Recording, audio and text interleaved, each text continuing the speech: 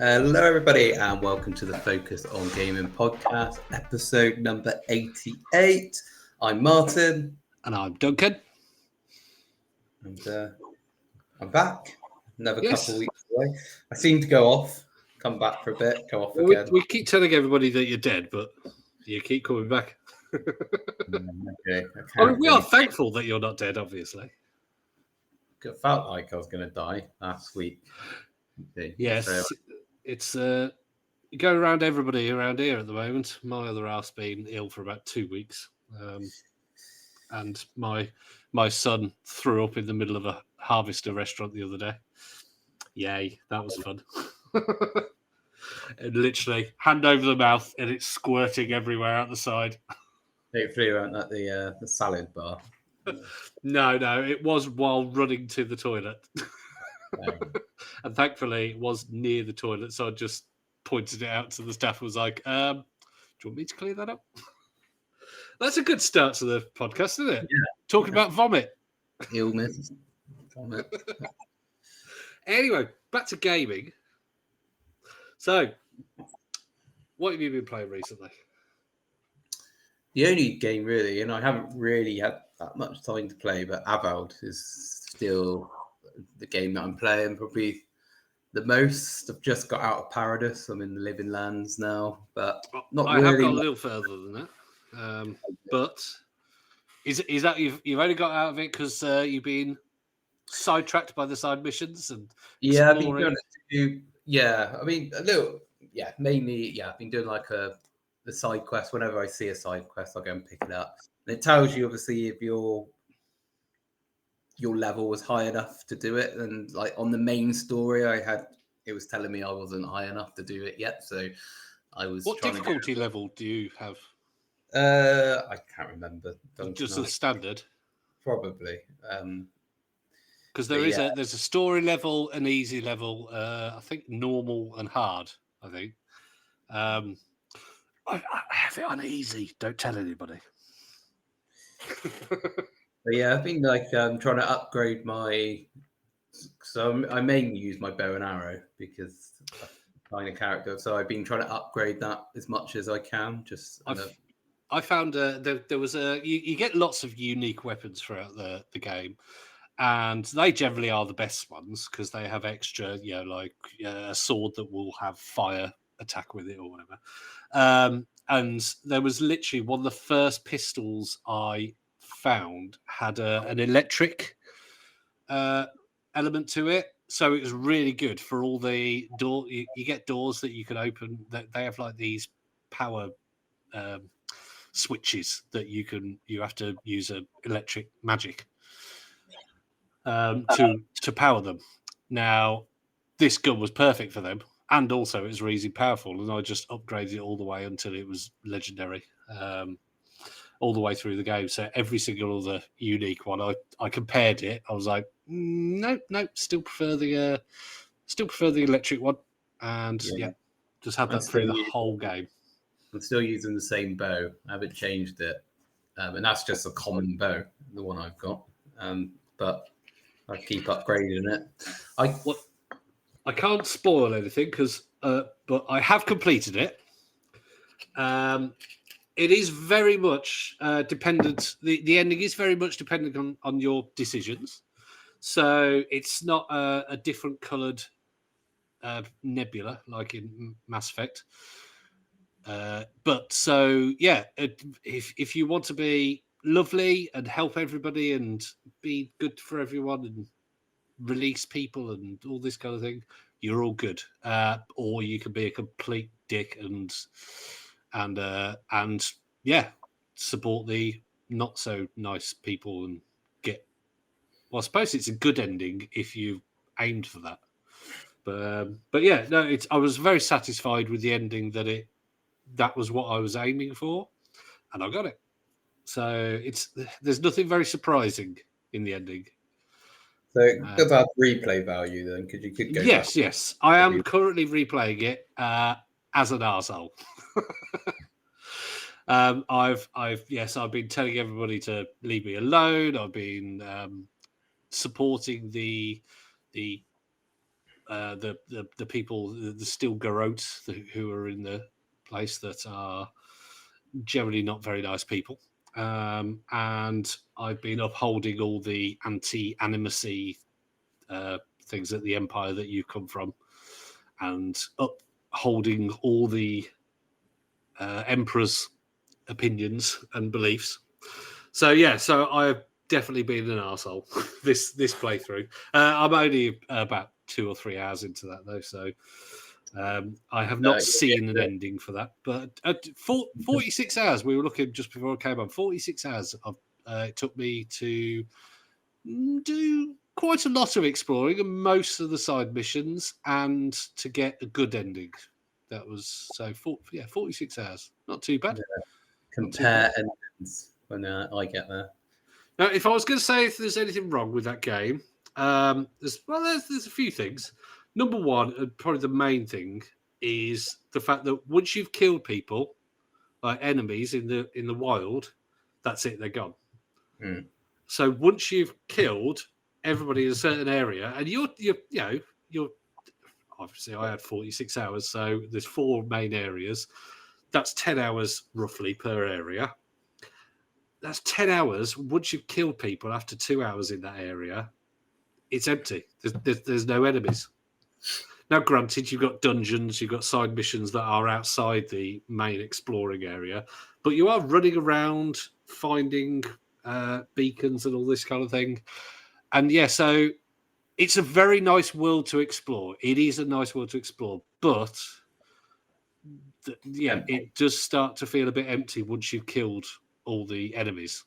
Also, like, you can't kill the NPCs in like the cities, can you? Like you can do on like other games where you can kill them and then you can get like the police or whatever. There wouldn't be the police in there, but the authorities trying to get you. Although as soon as you get, I think it's in Paradise. There's a murder happening, and there's a soldier standing over and over somebody who's investigating it, and you can walk up and loot the body, and they go, "What the hell are you doing?"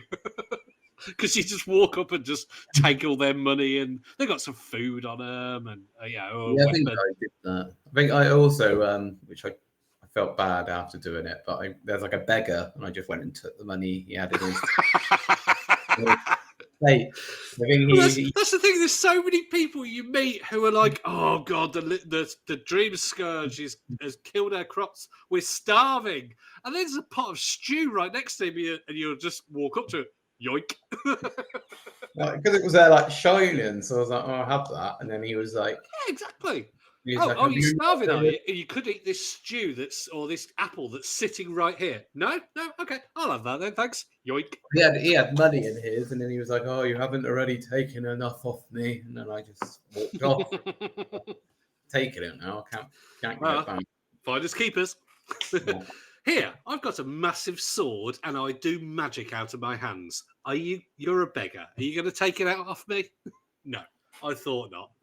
So yeah, you do feel like a bit of an arsehole even when you are being a good person. But all in all, yeah, if you're after a Skyrim, go and play Skyrim. But I think we said this in another episode. If you like the Outer Worlds, this is a fantasy Outer Worlds, and it's a great game. I'd highly recommend it, and I think you do get a very much a satisfactory. That is what I was aiming to get with the ending, and it does adapt to your choices. Although there is a major choice that you could be I think you could be an arsehole. Like I did 46 hours to complete the game. I could have been an absolute git right up to about 44 hours, and then gone, "Oh, actually, no, I think I'll be good." And I probably would have got the same ending. I don't know. I'm not sure. There is a few things where I think you can get your companions will leave you if you're too much of a git. But I haven't got that far yet in being a git. So, but yeah, I think and I think you get some extra NPCs who help you in the final missions if you do their side missions and if you're nice to them. So Yeah, But 'cause I think the overall almost- ending does change. Could be the same if I just changed my mind at the end and just went, actually, I'll be a good guy. Yeah, because I almost had Marius. He almost left when I was leaving Paradise, going to the Living Lands, but he decided to stay because No, there are four. Obviously, I'll leave you to discover them. You get Kai as soon as you get to Paradise. yeah. Then you get Marius, who is part. Yeah. Then you get you get two females. Then one is in. Oh, what's it called? It's something for your. It's where all the animancers live, and then you get another one in. My God, I've forgotten all the names of the places already. But yeah, they're both magic-y kind of characters. But they're all appealing. I quite like all the characters. There isn't a romancing, and I think that's quite good because I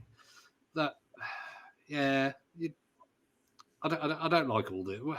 Not that I don't like it. It just it's a distraction. I think you have a friendship with all the characters that you can encourage if you support them because they've all got their own little side missions that you can chat to them at the camps. So yeah, they're all good. I quite like the characters, and they've all got a very deep backstory that you uncover. Yeah, so there you go. So yeah, Avowed. I think you will very much enjoy it. I did. I'd give it a. Now I completed it. A strong 8.5 out of 10. Yeah, 8.5 out of 10. There you go. Solid. Yeah. Solid game. And then So the other thing that I don't think neither of us played, but it is quite a talking point, is the new Assassin's Creed. indeed. Out. Yes. Assassin's So, Creed Shadows. got quite good in terms of reviews. It's got quite a good reviews, isn't it? But it's also got some negative from the players. But Oh yeah, the negative isn't doesn't seem to be about the game. That like as in terms of gameplay, it seems to be more to do with. yeah. I don't know where you stand on all this, but the whole people are moaning about the fact that there's a black samurai, and there's people moaning. I think there maybe one of the main characters, or maybe one of the NPCs. I don't know. I haven't played it. Is gay or something like that. And it's like, oh God, there's not an agenda. It's just part of a story. Just get over yourselves. There's not some agenda that people are trying to force down your throat. It's just a game and a story. Just enjoy it or don't enjoy it. If you don't like the game, I was talking to you before about when Veilguard came out, and we had to put a warning out basically to all the members because there were so many who were just going, "Oh, this is woke garbage." It's like, have you actually played the game? No. Well, yeah, but this is happening. I've heard that this happens. It's like, ugh. And everybody who played the game, even the ones who didn't like it, were like, "Yeah, they don't know what they're talking about." There was people who went, "Actually, the game isn't that great. It's not a great Dragon Age game," and there was people who loved it. All the people who go, "Oh, this is woke garbage," were people who were like, "I'm not buying that game." So how do you know it's woke garbage? Yeah, I mean, I'm just on Metacritic at the moment, and like the from official reviewers is 81, which is quite a solid score. But then from users, it's 5.8. So it's like a big difference.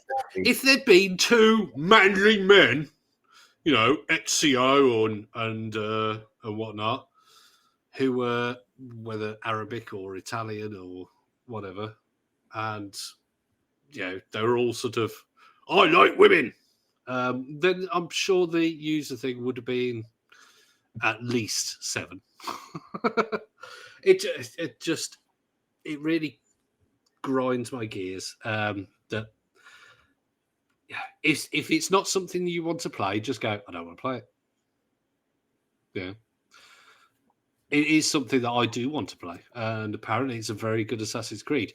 If there are a lot of people who have got tired of Assassin's Creed, have you played Odyssey or Origins or Valhalla? No, the only one I've ever played is Valhalla, which I did enjoy. It's Enjoy Valhalla. the ever since Origins came out, they've very much changed. Assassin's Creed 1, Revelations, Brotherhood, 2 and 3 and 4 were a lot more. You had to be stealthy, and you jumped had into to. the game. Yeah, you had to be the shadows, and you had to escape people. It was a lot harder. Whereas since Origins, it's been a lot more. Yes, okay, being stealthy helps, but you can get a rhythm up fighting, and they've become a lot more. Although there's very much a meme with the Assassin's Creed games about the collecting feathers. There was, I think it was Assassin's Creed Brotherhood. It was something like there was 100 feathers, and they were tiny little things that you had to find. It's quite hard, but nowadays, since Origins, they've been very much humongous maps and collectathons. But they're beautiful. They're all beautiful worlds. Valhalla was a little bit dreary, but equally, it was it wasn't as dreary as Diablo 4. Yes, and they've had a very different approach to the stealth and everything, but they were still Assassin's Creed games. And I think the problem is that a lot of people have that played the original games is that the story of Ezio was really good. So hence why Assassin's Creed 3 didn't do quite so well, because it wasn't Ezio. But Assassin's Creed 4 Black Flag, absolutely brilliant. It had the humongous map, but equally it was a load of islands that were sort of almost like mini levels, and then you had the ship battling, which was fantastic. But my favourite is 4 Black Flag. It's a brilliant game. But I do like Origins, Odyssey, and Valhalla. I do like an Ubisoft collectathon. I don't know if you're for or against those, but whether it's Wildlands, Breakpoint, the Ghost Recon ones, or Far Cry, I like the fact that you can play those games for 5 minutes and then turn it off, or you can play for 4 hours, and they are repetitive. But apparently, this latest Assassin's Creed, I'm hopeful for it whenever I get it, which I probably will wait till it comes down in price. I did look up, if I was to play it on Steam Deck, so get it on Steam, it's £70, I think. So not going to be buying that at all. So, Yeah, you had the Star Wars game. That was the last Ubisoft game you had, wasn't it? Yes, of course. Yeah, there was that, which I had from day one, which apparently I haven't played through it again, which I suppose says something. But apparently they made the stealth bits a bit easier, because it did just degenerate into battles, or the ones where you had to be stealthy. I did, get captured quite a few times, and you had to sort of cheese it a bit for some of the bits to get through. But apparently they've patched that quite a lot. That's a great. There's no Jedi's in it. It's just in the Star Wars world. And I think that's probably upset quite a lot of people, as well as all the ones who are like, "Oh, it's a woman." Sorry, I'm a bit of a ranter today, aren't I? Yeah, just in the last year, I think it's all since Trump and all that. You've got all these ones who just, it's saying something, oh, it's woke rubbish. It's just become this, I don't like that. Is just the way they put, I don't like this. which I don't like, is normally female protagonist. Oh no, can't have that. Sometimes it's black protagonist. Sometimes it's a gay protagonist. Sometimes it's just somebody who's, androgynous, let's say. It'll be like, oh, that Minotaur was coming onto that male. It's like, oh, hang on, that Minotaur might be female, but just whatever. Minotaurs might not be sexed or gendered. Yeah. Mm. I do So find I apologise if I'm a bit ranty. those type of people, not to go too much into it, but I do find them quite hypocritical because they're the ones who always go on about cancel culture, yet they're always wanting to cancel something which they don't like. Exactly. So get rid of this woke rubbish. Okay. But then you complain when, they'll say get rid of something, but then they'll complain when something gets rid of, when something is exactly because it's racist or something. They'll be like, oh, woke culture, cancelling things, cancel that woke game. But yeah, I mean, so would you? Assassin's Creed. I do quite like samurai games, so I really liked Sekiro, which was. Do you know what it reminds me of? Tenchu. Do you remember Tenchu from the PS1 and PS2 era? That had the female samurai, a ninja kind of thing, and you've got the two protagonists. You've got basically the tank, and then you've got the stealthy samurai.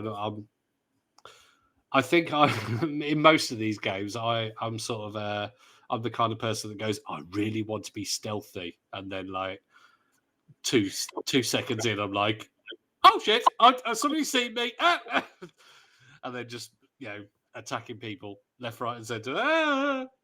So I think I'll enjoy the stealthy person, but I'll probably end up just switching to the tank most of the time. But yeah, I think I like when they have multiple protagonists that play differently, because those that are just sort of, I can't be bothered with stealth. Excellent, you've got somebody you can play with. And those that are, I don't like a tank. There you go. You've got two different ways. Apparently, there are recommended missions for each character. It does say, oh, this mission is probably best with the samurai. But from what I've seen, you can play any of the missions with either of the characters. And it's everybody that I've spoken to, and I've spoken to a few of the people on the Gaming Dads, has said that so far it's absolutely brilliant as Assassin's Creed games goes. So if you like Assassin's Creed, get it. If you don't like it, then why you listen to this? But if you're not sure, get Assassin's Creed Odyssey. It's available so cheap nowadays, and Origins. You can get it on pretty much any format you like. Cheap. It's a great game. And if you like that, you'll probably like Shadows. By the time you've finished Odyssey, Shadows will be cheap. And just going off Assassin's Creed, we've gone on quite a long time on the news, but there seems to be quite a few things to talk about. I know Avowed wasn't really news, was it? That was just us talking about Avowed. But Game Pass this week, you got Atom 4 coming out. Yes. South by Midnight coming out at the beginning of April. You got that Expedition 33 at the end of April. So, well, yeah. Atomfall. The reviews are out now. We're recording this on the 23rd of March, and the reviews are out, even though it's not out for a few more days. And they've been reasonably positive. A lot of the reviews that have been positive have said, if you're after a Fallout game, this is not it. But this is Rebellion, who make the zombie army games or the sniper games, and this is quite a big change of a genre. But Did you? apparently the setting is brilliant, and us being Brits, UK, isn't it? Yeah. yeah. So it's all very northern. I think it's set in a northern town.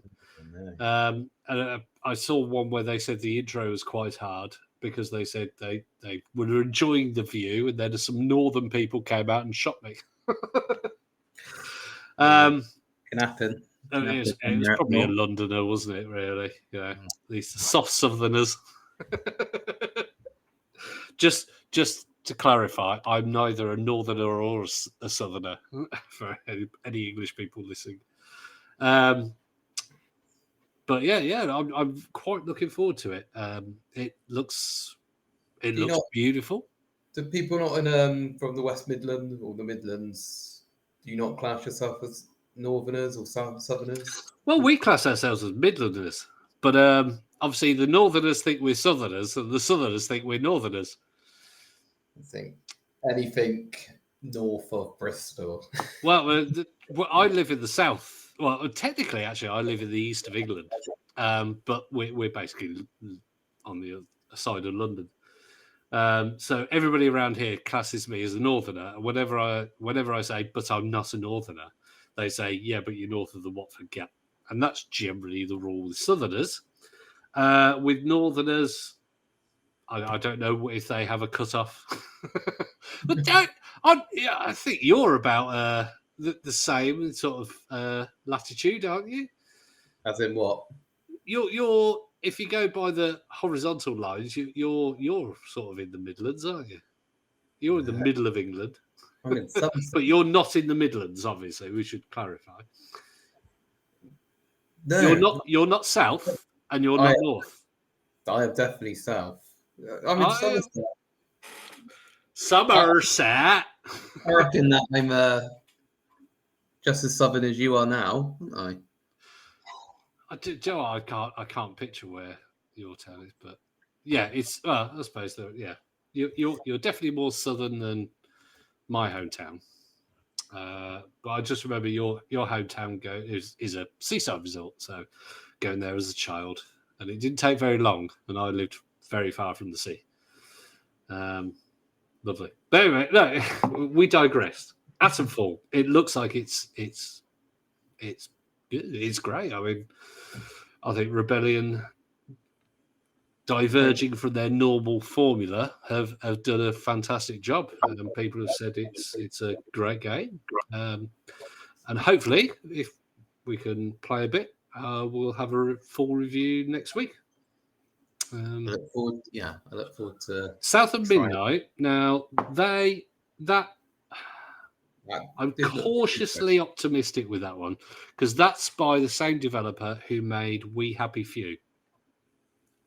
Now, We Happy Few was a game that when it was advertised and before it came out, I was like, ooh, I was quite interested in the premise of it, where everybody takes a drug to make them happy, and if you don't, you ostracized and you're hunted down, kind of thing. It was quite a interesting story, but then when it came out and I actually tried it, it sucked. It wasn't good. It started off really good, and then it was like, oh no, you've got to go from here to here, and people might kill you or people might not. And no, it didn't work for me. But South by Midnight, it looks like it's got some. It's beautiful looking game. It's one of the best looking games I've seen in the last year or so. It's got that same 20 frames per second look that things like Spider-Man Across the Spider-Verse has. Sort of well, it's like it's 20 frames per second, but it's not. If that makes sense. But it's got some big bosses, and it looks really good.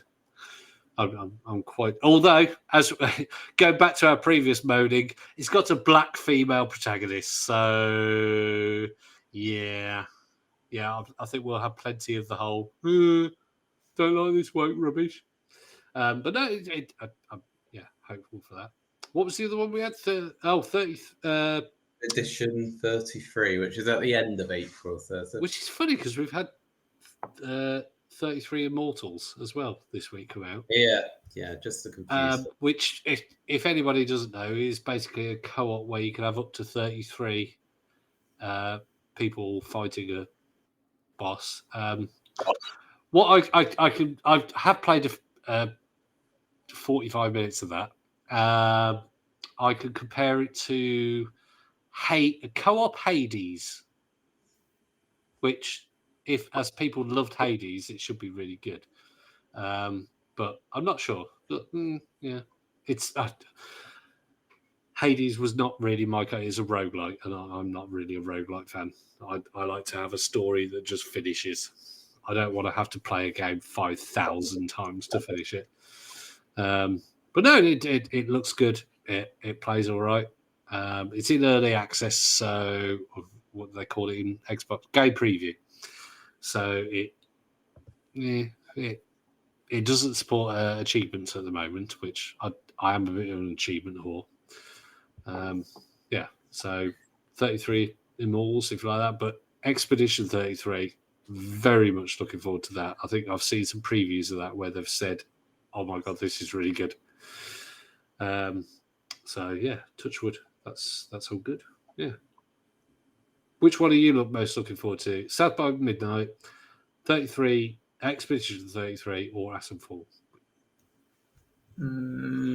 Probably South by Midnight, I think. Yeah, you're a bit of an action. Very. It does look. I tell you what, it does give me a little bit of a Dark Souls vibe, which I think does probably appeal to you a bit more. I don't think it's as tough as that. No, not. Be nice. But yeah, when the Xbox showcase happened last year, that was like one of the games which sort of that and Doom. Obviously, Doom's out pretty soon as well. But May. But yeah, because it just looked different, didn't it? So in terms of the gameplay and the visuals as well. So yeah, I'm looking forward to trying that one out. But a lot of games to try though, so I don't know. Yeah, I mean, these are all day one games. There's also actually, I'll tell you what, I've been playing a game called Mythwrecked last few days, mostly because it just appeared. I had no clue about it, and it is a very relaxing game. It's got some annoyances, but it's only 1.5 gigabyte, and basically you're stranded on an island, and you have to go around collecting things, and there are people on the island that have lost their memories, who are basically Greek gods. So there's Poseidon, there's Zeus, there's Ares, there's Hephaestus, and such. Poseidon, yeah, Poseidon. And you can unlock each area as you find things that you have to give to the gods, and then they get their memories back, which gives you more powers. You can't die. It's only a small map where you unlock fast travel. You collect these fruit, which is basically your currency. It's got a weird fixed camera view, which changes when you go between screens, changes perspective. So you can get some times where you're running right and you'll come onto another screen and you'll be running down, and then if you go left a bit or whatever, if you change it to down, you'll suddenly then go backwards out. And yeah, so it's got some camera issues, but other than that, it's a game where you can't die, there's nothing you can't go backwards in the game. So it's a game that you can probably give to a 4-year-old and finish, but so I suppose you could call it a walking simulator kind of game. It's a collectible. I think it would be a lot better as a mobile game, personally. Yeah, but it's nice. It's relaxing. If you want a relaxing walking simulator kind of game. Not every game has to be action packed. Exactly, and it's if you want to learn about Greek mythology, it's got some stories in it. Although it does picture the Greek gods as what would I describe them as? 90s surf dudes and punk, like typical punk surfer dude kind of people. Yeah, it's the aesthetic isn't the best. But it's, yeah, as I said, there's nothing hard about it. There's nothing horrible about it. It's just an easy game that you unlock. Once you've done one thing, you unlock another thing, you unlock another thing, then you unlock another thing, then you unlock another thing. And that's the game. So, yeah, Mythrix, that's on Game Pass right now. And I'd give it a 6 out of 10 just because it is, walking from one place to another to another. It's an idle, it's an idle-ish kind of game. But yeah, it's nice. And if you've got a child to occupy, give them the controller. They can't lose, they can't die. There's nothing complicated in it. There is literally a statue that you can talk to that will tell you what to do next. But I've never had to use it. It's that easy. So, yeah.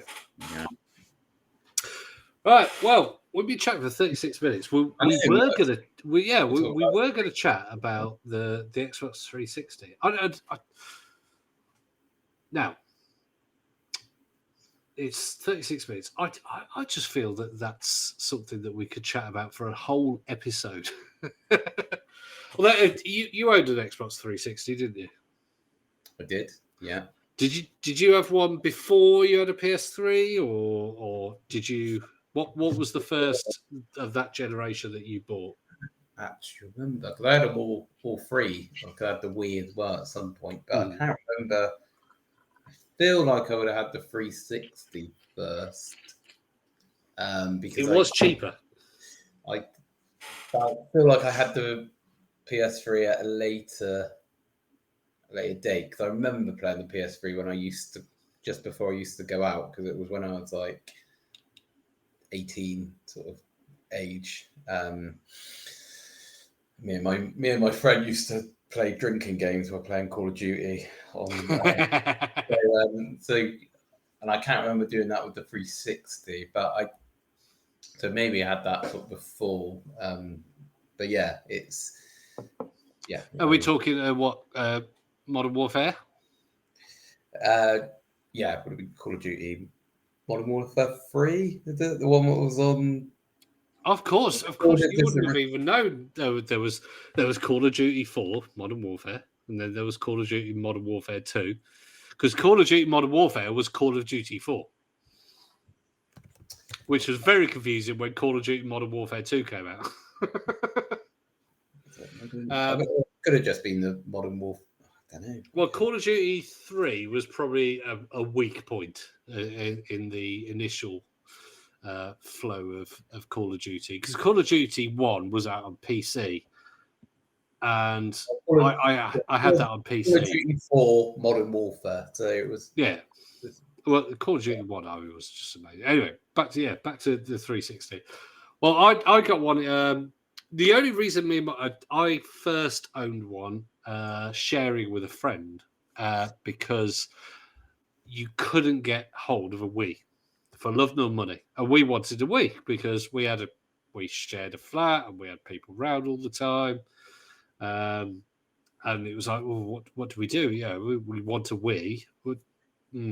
So in the end, we were like, well, you can get a 360, no problem. And so, yeah, we bought it, and we got FIFA 07 and we got Gears of War. So it was when you could first get the Gears of War package. So we got Gears of War with it, and then FIFA 07 was like a bonus freebie. Yeah, it was, and we had it on a CRT TV at first, so it wasn't. We had it on a standard definition. I remember thinking at the time, I was like, why would we want high definition? It looks great. I mean, this is a brilliant looking TV. Brilliant looking console. And then eventually we did actually get So I think it was still only a 720p, but it was a 720p TV. We're like, oh, that's why it was. That was a big deal, because you probably then wouldn't really have, although you owned earlier things. As a child, you don't really notice those things, maybe. And No. and yeah, and also, as I said, we owned the Xbox 360 and had standard definition, and then bought a new TV that had 720p, and we were like, wow. Still to this day, I see 4K things, and I'm like, oh, that's amazing. That looks really crisp. Ooh, like yeah. Well, I'm an old man, so what do you expect? But what was the first game that you owned or that you remember? Probably the Gears of War, I think, because I played Halo on the previous, because that came out on the Xbox, the original Xbox, but I know there was Halos, but that was because I remember my friend, and he still is like a Sony, and one of these people who can't like two things at once. They have to have a loyalty. Oh, I can't do that. Scandalous. I remember I was like, I've got an Xbox, and then he was like, oh, okay, and I was like, I'll bring it round. We can because I was like, I've got this game. It's co-op, and we just sat there from about 5 p.m. to about midnight, and we completed the game in one sitting.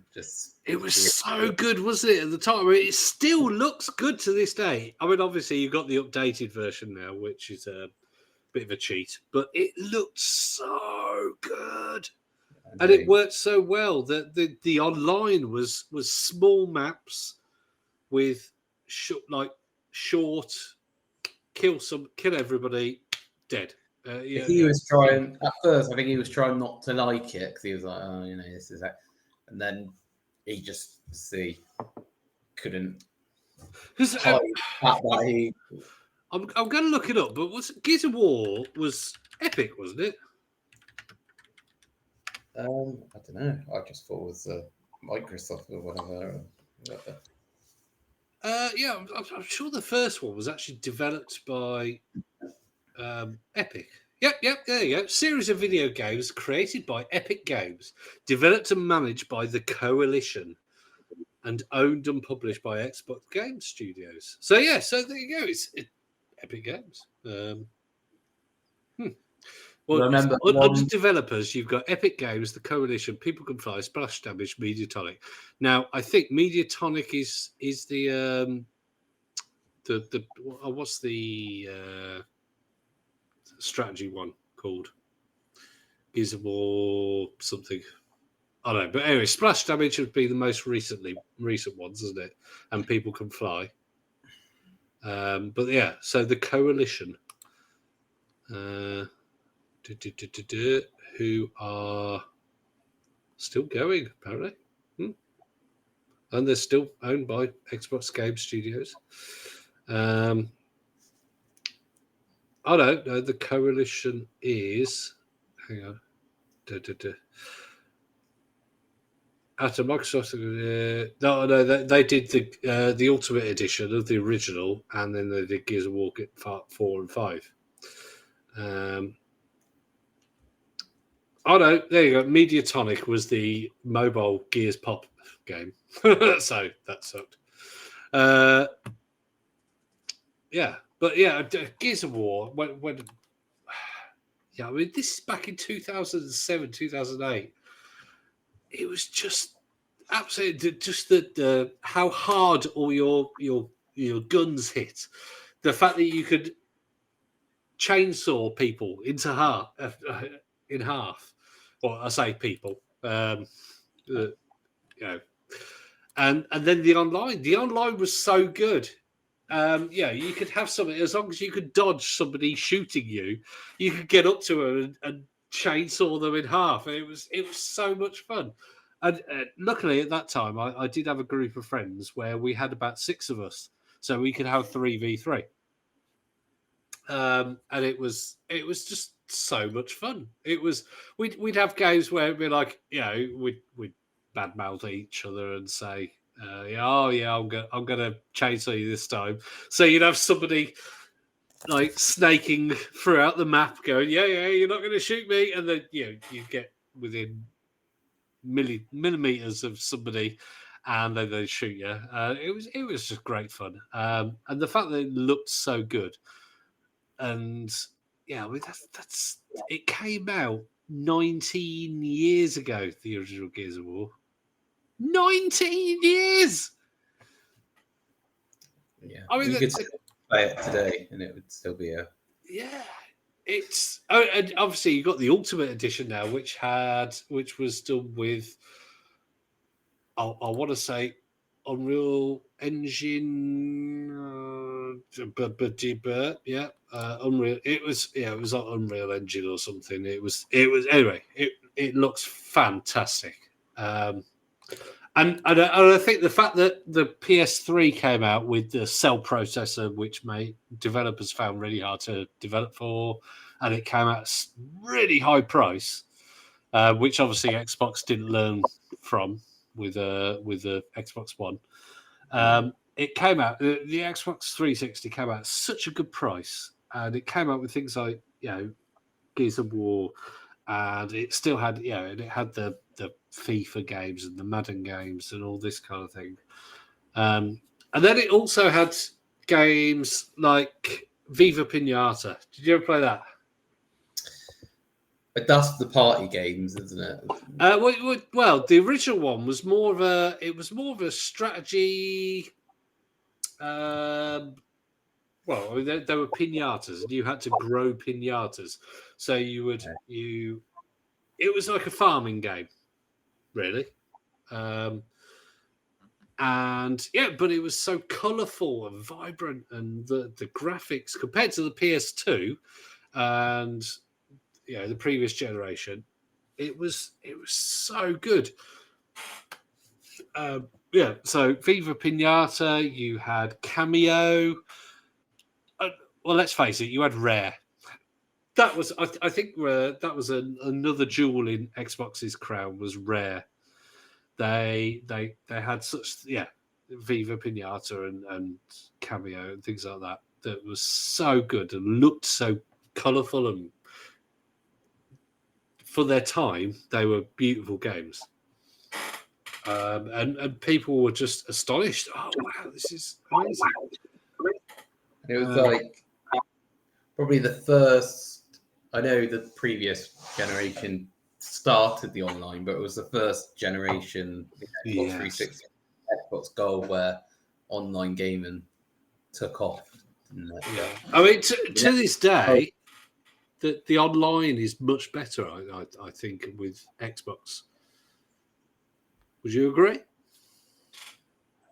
What in terms of what Game Pass? Well, no, just the online, the ability of having party chat and playing within the game, and I think this has been my problem with why I think I'm an old man and I don't get Discord. And I think the reason why Discord has become popular, not only because of PC, but because the online was so crap with PlayStation that people wanted a third party like chat thing. Whereas with Xbox, it just worked. Everything worked. The save, like cloud saves, worked. The online play worked. The chat worked. Everything online just worked, and that still happens today. I think PlayStation have got a bit better, but everything Xbox it was a plug and play, and it worked. Did your Xbox ever get the Ring of Death? That was the other thing. Only after I got an Xbox One. when it was 7 years old, 8 years old. Yeah, 8 years old. No, hang on. 2016. No, it was bought in 2007 and it died in 2000 and hang on, 2016. Yeah, 2016 it died, but it wasn't turned on between 2014 and 2016. So, it's just I turned it on, it worked for about 10 minutes, and then went bing, red ring. And I was like, oh, do you know what? I can't be bothered to do this. I did give it to somebody who was going to get it back working again, but by that point, I had an Xbox One, and that worked perfectly. I've been very lucky with consoles. I've never had one. Oh no, I tell a lie. PS2 actually. I had one that had when I got PS2 on launch day, and the DVD laser didn't work, so all my DVDs were green, and then I got a replacement, and DVDs wouldn't play, so I then got a Dreamcast, and then a year later got a PlayStation 2 when they sorted out the problems. But no, Xbox 360, I never had a problem until I didn't need it, and then I had a problem. So I just gave it away.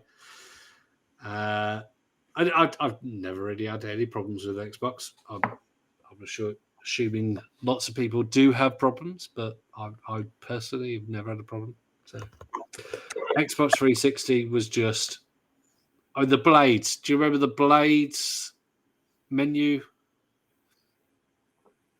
The blades. Oh, no. Well, it was basically, instead of having a menu where you pick different things and had a sub menu, it had the blades. So you use the right bumper, left bumper to go between the blades, or right trigger, left trigger. I don't know, one of the two. And then in amongst those blades, so you'd have the live blade, you'd have the disc blades, whatever. Then you'd have the account blade or whatever. So yeah, it was just a really easy way of it was. I suppose if you're a PlayStation user, you've never used it. The easiest way to compare it would be with the PS3 or the PS4. You had the icons at the top, and when you went between the icons, you had these sub menus, and that was what the blades were. The blades were a visual representation of the sub menus. It was great. And when they got rid of that, oh my god, there was some backlash. But what they replaced it with worked very well. So yeah. Apparently, there's a new PC Xbox UI coming, which is a bit like GOG Galaxy, where you can have all your Steam games, your Epic games, your Xbox games, your PC games, whatever, all under the Xbox banner. And I think that goes with what they're going with. What we talked about in the last episode with their looks like the next ROG ally, ROG ally, is going to be an Xbox PC. Yeah. There you go. So what would you say was your defining Xbox 360 game? Probably Gears of War. Just carry on. Not Gears of War 2 or Gears of War 3? No, the original Gears of War was Halo 3. I like that as well. That was good. But yeah, was Forza, did that come out on the 360?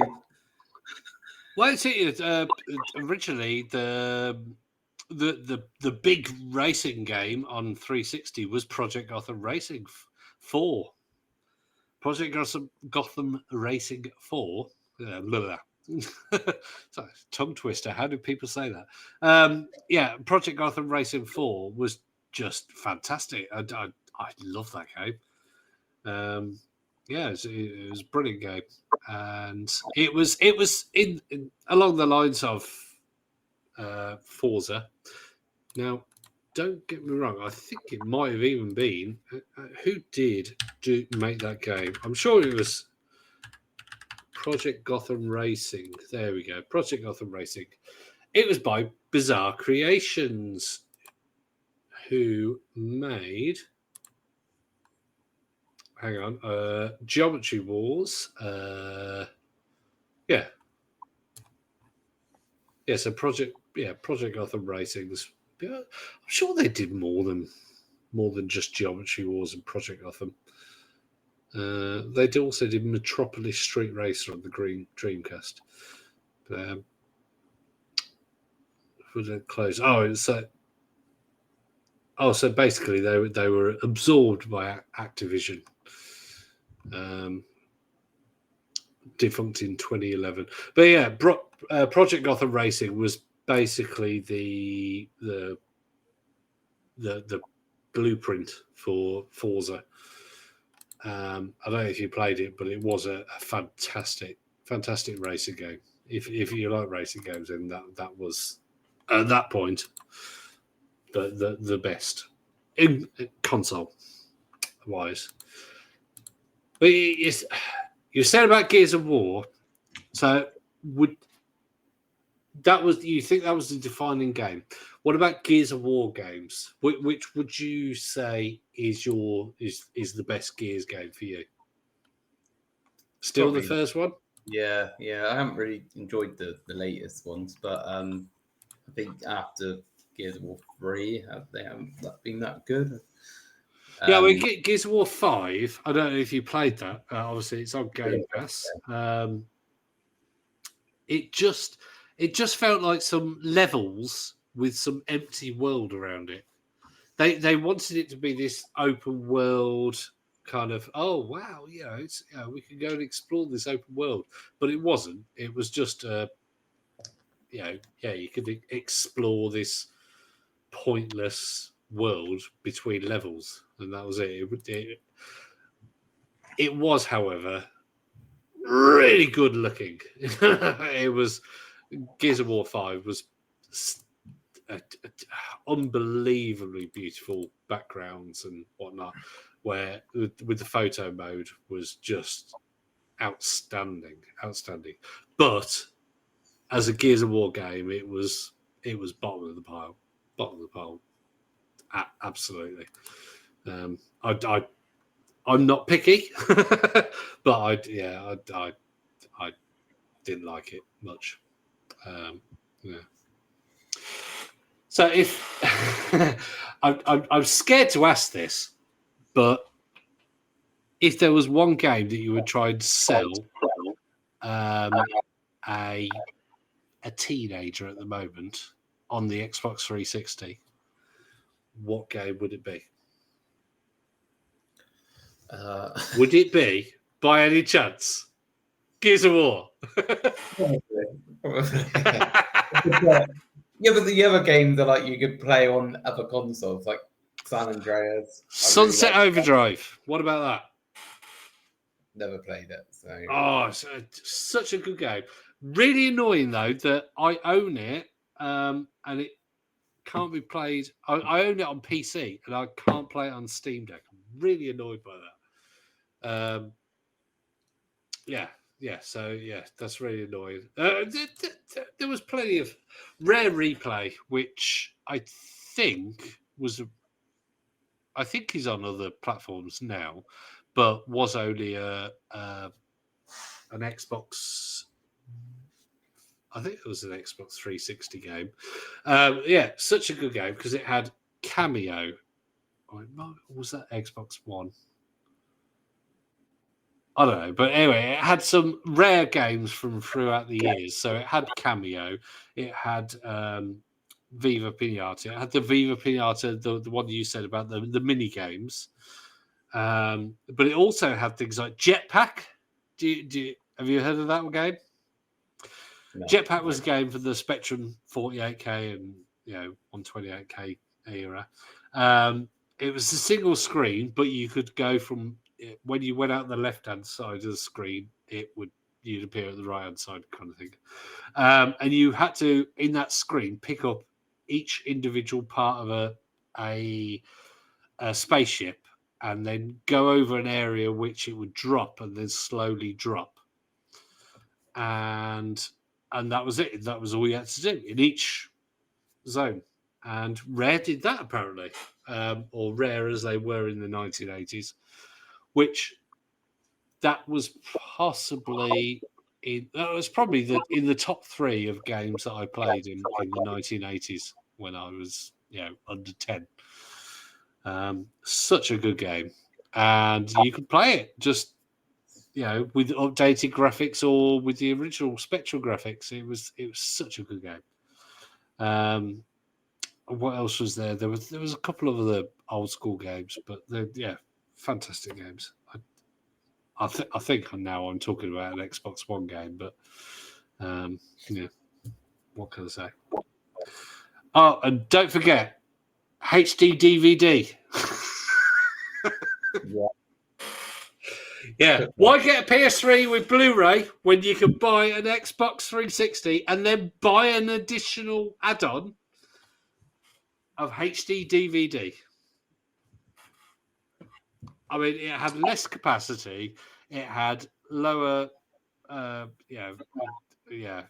less features, and you had to pay for an add-on for it. So do that or get a PS3, which in the first year of the PS3 was more expensive, but in after that, when they decided to reduce the price and things started to come out for both consoles, why would you get the HD DVD? No, I know one person who bought a HD DVD drive, and they bought it as a retro thing. They bought it in the last sort of 5-10 years. Yeah, no, it wasn't a good thing. Didn't add value, did it? Oh my goodness gracious me! We've been talking for over an hour. But like we said, we probably could have spoke longer about. Well, let's face it. I'm the one that needs to be told to shut up occasionally. I do like to talk, especially about gaming. And the Xbox 360 is my jam. It was such a good console. Is it your favorite Xbox console? Oh, definitely. The Xbox One, I never had a problem with it. I bought it after they got rid of the Kinect, which I was actually sad about because I got Kinect eventually, and I really enjoyed it. I thought it was great fun. But some people didn't. It's fine, whatever. But the 360 was just so good. It was just so effortlessly good. It right now, I think to be different and to be better, they've got to make a massive effort. And the 360 just went, we're a gaming console. Here you go. Here's some games. Play it. If you don't like it, okay. But people did. And people liked it. It worked well. And that's the thing I said earlier. It just worked. And it was fantastic. And we get to the point now where you can emulate it. So, obviously legally by owning the games. But you can play 360 games on Xbox One or Xbox Series S or Xbox Series X, or you can just emulate, which obviously you've got to own the games. I don't know why I'm nodding and and doing something. People can't see that because we don't have a video anymore. But don't The episode. don't pirate, everybody. Don't pirate unless you know what you're doing. Right. Anyway, so yeah. Oh Jesus Christ! You don't want to. I've drunk quite a bit of that, so I'm very sorry if I'm slurring a bit because I fancied having a drink tonight, so I've had a few drinks, and yeah. Here we are. Mine doesn't really know me well enough to say, Duncan, shut up. So I do think it's probably a good time to bring an end. Yes, exactly. Marathon session of Well, it's only an hour and 5 minutes, which is not too bad. Like and subscribe. Focusongaming.co.uk. And that's about it. And for anybody that's listening, there was a couple of people I was saying something to about me having a podcast, and they were like, "Oh, give it a listen." If they're listening, post on our Facebook. Right.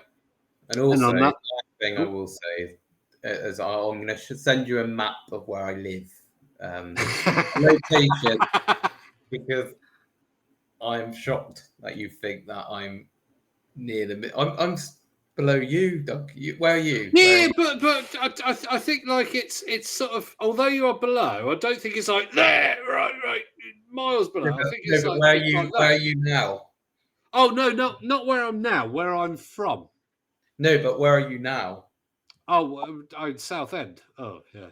Yeah, so I'm south of Southend. But the thing is that a lot of people don't, even where I live, people don't realise is that I'm classed as the east of England.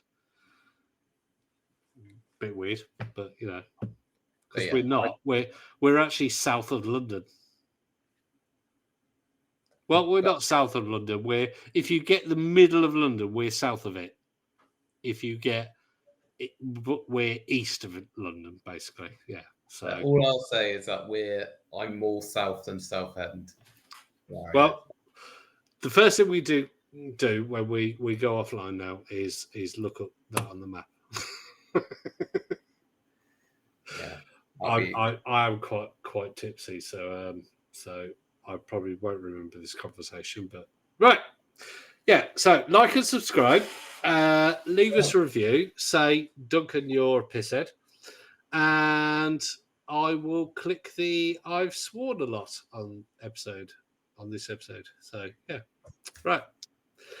Welcome back, Martin. Good to be and back. Hopefully you'll be on the next episode because I do enjoy you being on it. And all three of us. You never know. Yeah. On that episode, on that note, even. Bye.